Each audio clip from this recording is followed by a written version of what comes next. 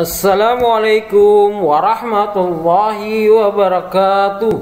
Siswa-siswi kelas 7 yang Bapak banggakan, bertemu kembali dengan Bapak dalam mata pelajaran ilmu pengetahuan alam. Sebelum kita mulai pembelajaran pada hari ini, kita buka dulu dengan membaca basmalah. Bismillahirrahmanirrahim. Pada pertemuan ke-6 ini, Bapak akan menyampaikan materi tentang pengklasifikasian makhluk hidup. Nah, sebelumnya pada pertemuan sebelumnya sudah Bapak jelaskan. Nah, sebelum Bapak menjelaskan pengklasifikasian makhluk hidup, Bapak ingin menyampaikan terlebih dahulu tujuan pembelajarannya. Adapun tujuan pembelajarannya adalah peserta didik mampu mengelompokkan makhluk hidup berdasarkan prinsip klasifikasi.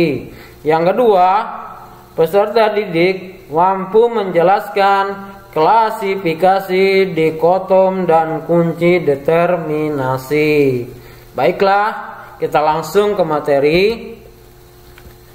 Klasifikasi makhluk hidup adalah proses atau kegiatan mengelompokkan suatu organisme ke dalam suatu unit kelompok berdasarkan persamaan ciri-ciri yang dimilikinya. Klasifikasi makhluk hidup dipelajari melalui suatu ilmu yang disebut dengan ilmu taksonomi. Nah, poin yang pertama, klasifikasi, dikotom, dan kunci determinasi.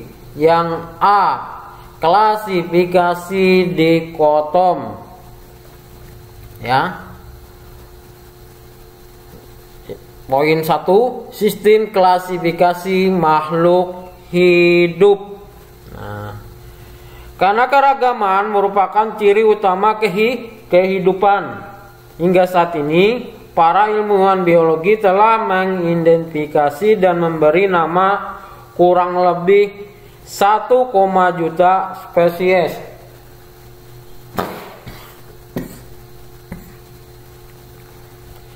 Jumlah tersebut di dalamnya terdapat lebih dari 250.000 jenis tumbuhan, 50.000 jenis hewan vertebrata, hewan bertulang belakang, dan lebih dari 750.000 jenis serangga.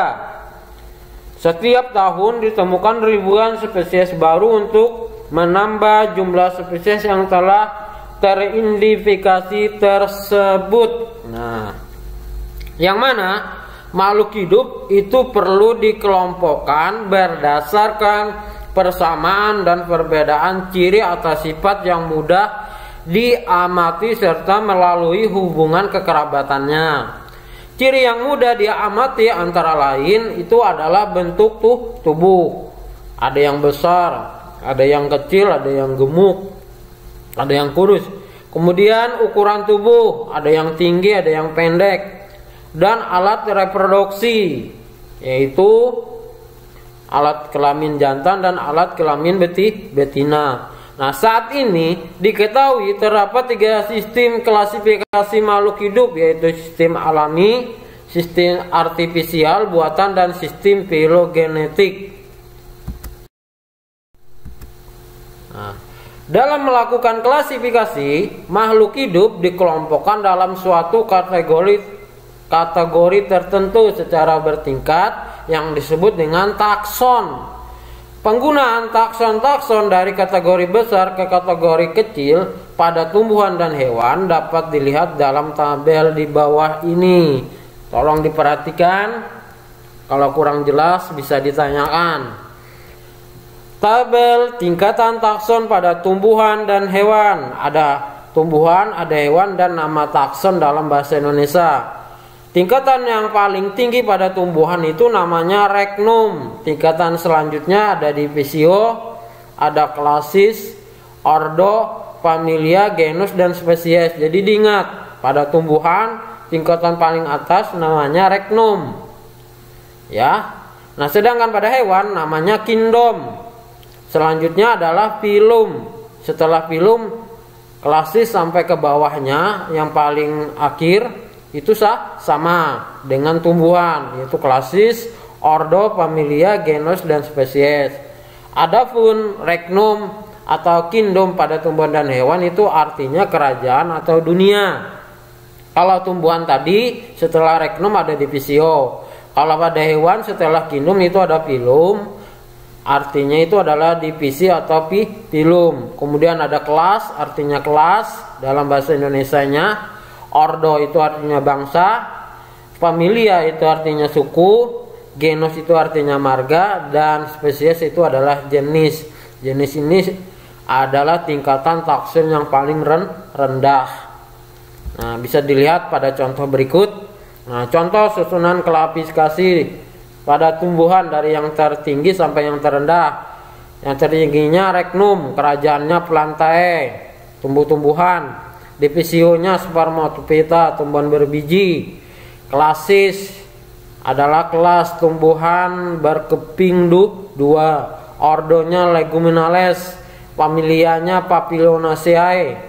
Genusnya, marganya adalah Arasis, spesiesnya adalah Arasis Ipogaea, itu kacang tanah. Kemudian perhatikan pemberian nama ilmiah. Yang kedua, pemberian nama ilmiah makhluk hidup ini dikenal dengan binomial nomenklatur. Binomial nomenklatur artinya pemberian nama ilmiah makhluk hidup dengan dua kata. Kata pertama menunjukkan genus, marga, sedangkan kata kedua menunjukkan spesies atau jenis. Nah, perhatikan ketentuan-ketentuan yang harus dipenuhi dalam menulis nama ilmiah makhluk hidup dengan sistem tata nama binomial sebagai berikut. Yang pertama, nama jenis untuk tumbuhan dan hewan harus terdiri atas dua kata tunggal atau mufrad yang berasal dari bahasa Latin atau yang sudah dilatinkan. Contoh mangga, nama latinnya Mangifera indica, ditulis cetak miring. Kalau ditulis cetak miring berarti tidak usah digaris bawahi. Dan harimau Panthera tigris. Ya. Kemudian yang kedua, kata pertama merupakan nama marga atau genus, sedangkan kata kedua merupakan penunjuk spesies. Yang ketiga, huruf pertama ditulis dengan huruf besar atau kapital dan dicetak miring. Contohnya tadi mangga. Kata pertamanya Mangifera, M-nya harus besar. Kemudian nama petunjuk jenis seluruhnya menggunakan huruf kecil. Nah, setiap nama jenis spesies makhluk hidup ditulis dengan huruf cetak miring atau dari garis bawahi agar dapat dibedakan dengan nama atau istilah lain. Contohnya tadi adalah mangga, nama latinnya Mangifera indica. Karena kata pertama itu harus ditulis huruf besar, makanya M-nya huruf besar, indikanya I-nya huruf kecil. Nah, karena dia cetak miring berarti tidak perlu digaris bawahi. Sama dengan harimau. Harimau nama latinnya Panthera tigris, P-nya huruf besar, T-nya kata keduanya ditulis huruf kecil. Selanjutnya adalah yang B, kunci determinasi. Merupakan uraian keterangan tentang ciri-ciri makhluk hidup yang disusun berurutan mulai dari ciri umum hingga ciri khusus untuk menentukan suatu jenis makhluk hidup. Kunci determinasi bermanfaat untuk menentukan jenis kelompok dan nama hewan atau tumbuhan yang belum diketahui. Kunci determinasi sederhana dinamakan kunci dikotom. Dalam pembuatan kunci dikotom perlu memperhatikan hal-hal berikut. Yang pertama, kunci dikotom itu menggunakan sifat morfologi sehingga mudah untuk diamati. Ya. Yang kedua, sifat-sifat morfologi tersebut dituliskan dalam urutan nomor. Yang ketiga, setiap pernyataan dalam satu nomor didahului kata yang sama. Yang keempat, kedua pernyataan dalam satu nomor harus menunjukkan sifat morfologi berkebalikan. Yang kelima, kedua pernyataan dalam satu nomor tidak boleh memiliki makna relatif. Nah, ya, diperhatikan contoh berikut tentang kunci determinasi, yaitu sebagai berikut. Ada tabel di sini. Agar lebih mudahnya, Bapak akan memberikan contohnya. Kunci determinasi yang pertama, tanaman suplir. Nah, tanaman suplir ini adalah tanaman atau tumbuhan yang berspora. Kita lihat poin satunya 1A. Titik-titik di belakangnya menunjukkan angka 2. Berarti kita lanjut ke angka 2-nya. Di situ ada namanya 2A, tumbuhan yang berbatang jelas. Ada nama suplir. Berarti kita tulis suplir itu kunci determinasinya adalah 1A, 2A. Nah, selanjutnya adalah melinju. Melinju tuh kita lihat adalah tumbuhan yang tidak berspora, berarti 1B. Lihat ujungnya menunjukkan angka 3, berarti kita langsung ke angka 3. Nah, di situ di angka 3 ada 3B berbiji terbuka, namanya melinju. Berarti melinju kunci determinasinya adalah 1B, 3B. Kemudian ada lumut. Lumut itu adalah tumbuhan yang berspora, berarti 1A, titik-titik ke angka 2. Kita lihat ke angka 2. Nah, di angka 2 itu adalah 2B, yaitu tumbuhan yang tidak berbatang jelas. Itu ada namanya titik-titik di belakangnya lumut. Nah, berarti lumut kunci determinasinya adalah 1A, 2B. Selanjutnya adalah ada jagung. Jagung itu adalah 1B, tumbuhan yang tidak berspora, titik-titik angka 3. Kita lihat angka 3. Nah, kemudian 3A. 3A di sini dia berbiji tertutup, titik-titik ke angka 4. Berarti sudah dapat tadi 1B, kemudian 3A. Kita lihat akhir sampai ketemu nama tumbuhannya. Nah, keempat kita lihat itu adalah 4B, berbiji berkeping 1. Langsung ada namanya jagung. Berarti jagung kunci determinasinya adalah 1B, 3A, 4B. Yang kelima, kedelai. Kedelai di sini adalah 1B. Kita lihat ke angka 3, kemudian 3A berbiji tertutup. Angka titik-titik ke angka 4.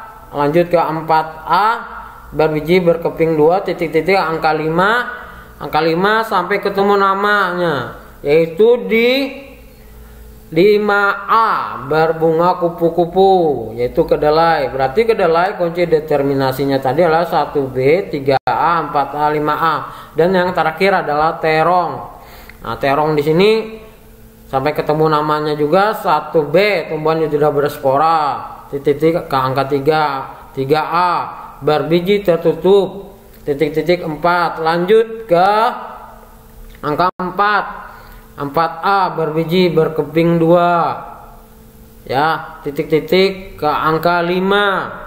Nah, 5-nya 5B karena disitu sudah ada namanya berbunga terongvet atau terong. Jadi terong kunci determinasinya 1B, 3A, 4A, 5B. Nah, ya, demikianlah materi yang dapat Bapak sampaikan. Kurang lebihnya Bapak mohon maaf. Kita tutup pembelajaran pada hari ini dengan membaca hamdalah alhamdulillahirabbil alamin. Assalamualaikum warahmatullahi wabarakatuh. Terima kasih.